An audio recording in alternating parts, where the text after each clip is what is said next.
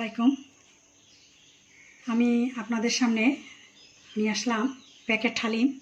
কিভাবে প্যাকেট হালিম সহজে করতে হয় এবং খুব সুস্বাদু হয় ওইটাই আমি আজকে দেখাবো। প্রথমে আমরা এখানে হালিমে যা যা লাগে সব উপকরণ রাখছি। পেঁয়াজ, পুদিনা, ধনেপাতা, লেবু, আদা বাটা, রসুন বাটা, কাঁচামরিচ, সামান্য গরম মশলা। প্যাকেট হালিমে অলরেডি একটা ছোট প্যাকেটে করে মশলা দেওয়া থাকে। আমি জাস্ট এইটুক মশলা এক্সট্রা দিব, আর কোনো কিছু না। এভাবে আমি বাসায় করি। এখন ইনশাল্লাহ আপনারাও এভাবে যদি করেন তাহলে খুবই ভালো হবে। এখন প্রথমে শুরুতে জাস্ট এখানে ভিতরে প্রথমে শুরুতে আমি হালিমটাকে সিদ্ধ করে নিলাম, ভালো করে সিদ্ধ করে নিলাম। এরপর এখন আমি ছোট ছোট মুরগির মাংস, আমার বাচ্চারা মুরগির মাংসটা বেশি পছন্দ করে, আমি হাড়সহ মাংসসহ আমি মুরগির মাংস পিস পিস করে নিলাম ছোট ছোট। এখন ওগুলো একটা হাঁড়িতে আমি নিয়ে নিচ্ছি, ভালো করে ধুয়ে নিয়ে নিচ্ছি। এখন এরপর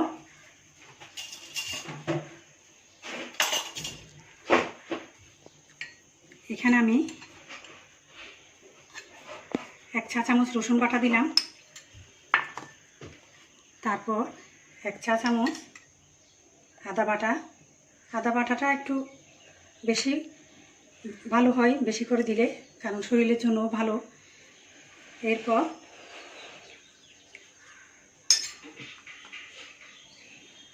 এক মুঠো পেঁয়াজ দিয়ে দিলাম।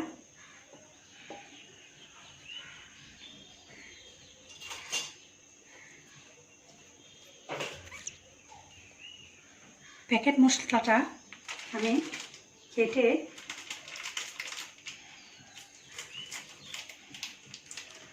পুরোটাই আমি এখানে ঢেলে দিলাম এই মাংসের মধ্যে। আমি এই মাংসের মধ্যে পুরোটাই ঢেলে দিলাম।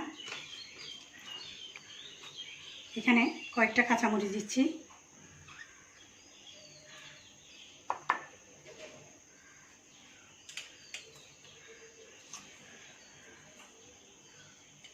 এক চা চামচ লবণ দিচ্ছি।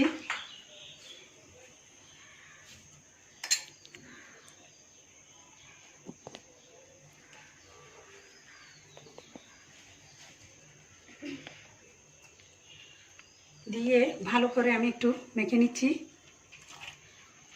সামান্য অল্প করে পানি দিব, বেশি না, জাস্ট মাংসটা একটু নরম হওয়া পর্যন্ত, এতটুকু হলে চলবে। মশলা আর মাংসটা, এখানে কোনো ধরনের তেল দেওয়া হয় নাই, আমি জাস্ট সিদ্ধ দিব মাংসটা নরম হওয়ার জন্য। মশলাটা একটু মাংসের ভিতর যাতে ঢুকে যায়, এইটুক।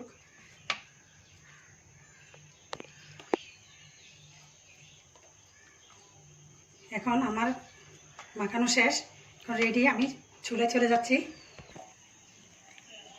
এখন সরাসরি আমি চুলায় চলে গেছি। চুলায় একটু নেড়ে ছেড়ে আমি বসাই দিলাম। একটু মাঝারে আছে, চুলাটা অন করে দিলাম।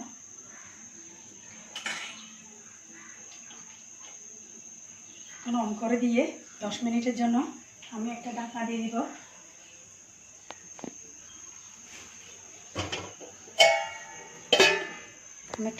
দিব।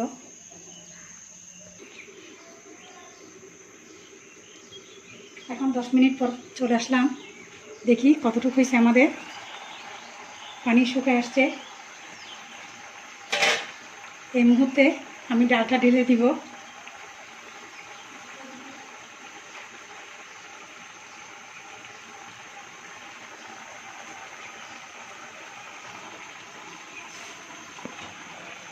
আমি সিদ্ধ ডালটা ঢেলে দিব।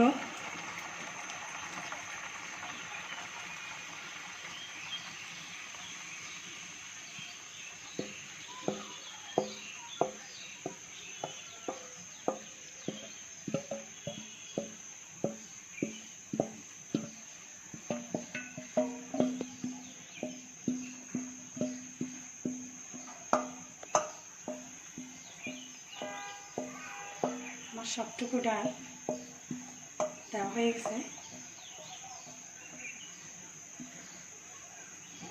একটু ভালো করে নেড়ে চেড়ে দিই।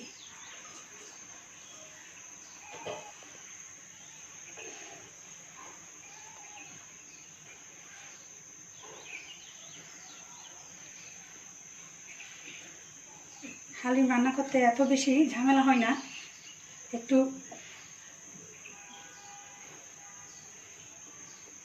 বুদ্ধি খাটাই করলে খুব সহজে হয়ে যায়।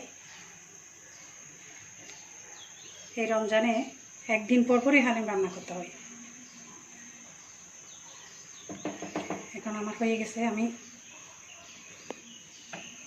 5 মিনিটের জন্য এটা সিদ্ধ করতে দিব। এভাবে 5 মিনিট পর আসতেছি আমি, এটা একটু সিদ্ধ হয়ে যাক।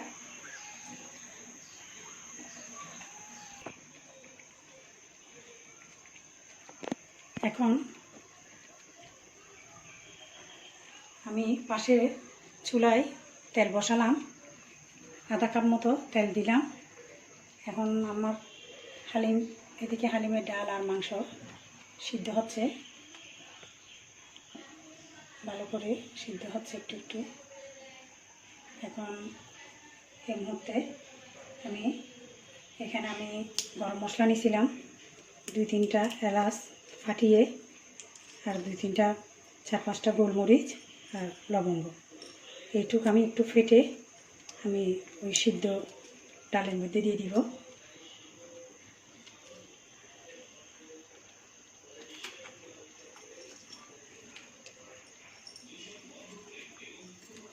দিয়ে দিলাম।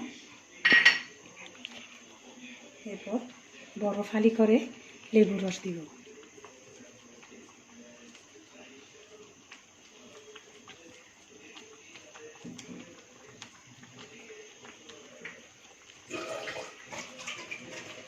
এরপর এদিকে আমার তেল, অন্য চুলায় তেল গরম হয়ে গেছে। 1 কাপ মতো পেঁয়াজ কুচা আমি নিলাম বেরেস্তার জন্য। আপনি যত বেশি হালিমের মধ্যে বেরেস্তা দিবেন, ততই বেশি হালিমের ফ্লেভারটা বেশি আসবে, স্বাদটা বেড়ে যাবে।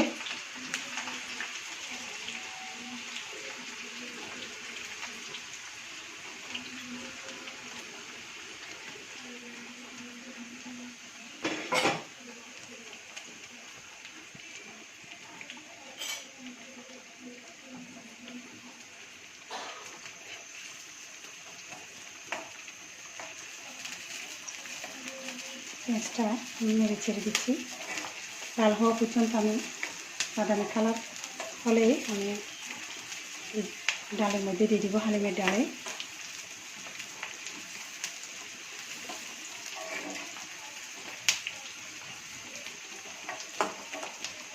এদিকে আমার হালিমের ডাল ফুটতেছে, আমি চুলোটা একটু ছোটো করে দিচ্ছি।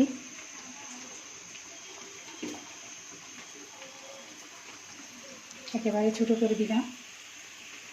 আপনি এভাবে হালিম যদি রান্না করেন তাহলে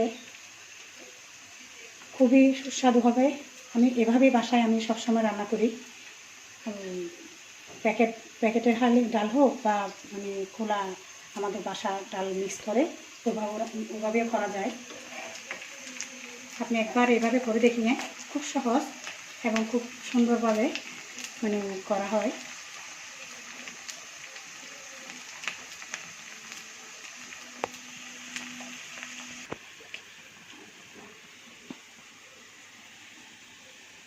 এখন এই মুহূর্তে আমার বেরেস্তা হয়ে গেছে, তেল গরম হয়ে গেল। তেলের মধ্যে গরম তেলটা আমি ডালের মধ্যে ঢেলে দিলাম।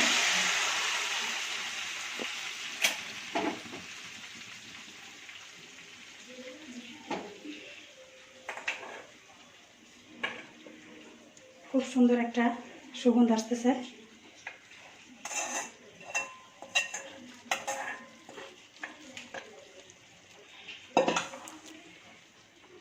নেড়ে ছেড়ে দিচ্ছি।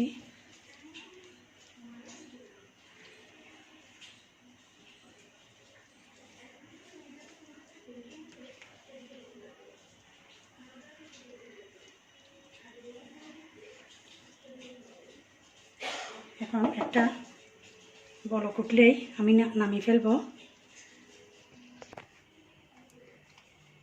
এখন আমার হালিম রেডি। আমি কিছু ধনে পাতা আর পুদিনা পাতা দিচ্ছি। এগুলো অবশ্যই আমার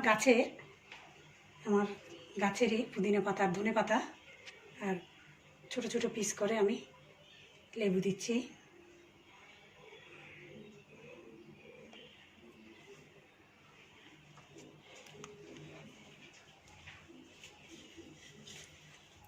সামান্য বেরেস্তা দিয়ে আমি সাজিয়ে দিচ্ছি, কারণ রমজান মাসে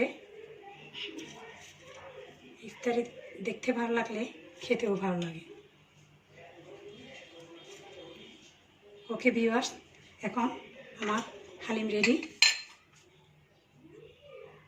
আপনাদের ভালো লাগলে লাইক অ্যান্ড শেয়ার করবেন।